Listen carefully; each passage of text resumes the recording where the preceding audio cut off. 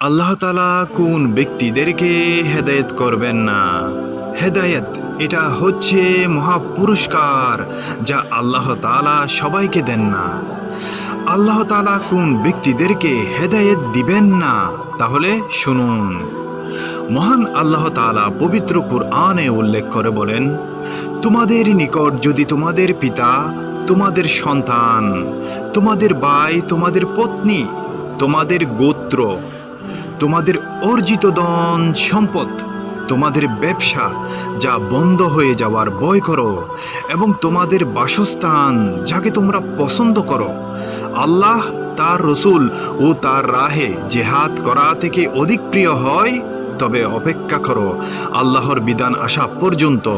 আর আল্লাহ ফাসেক সম্প্রদায়কে হেদায়েত করেন না। এখানে আল্লাহ তাআলা বলেছেন, আল্লাহ ও তার রাসূল তার পথে জিহাদের চাইতে যদি এই বিষয়গুলিও অধিক প্রিয় হয় কারো, তাহলে আল্লাহ তাআলা তাদেরকে কখনোই হেদায়েত করবেন না।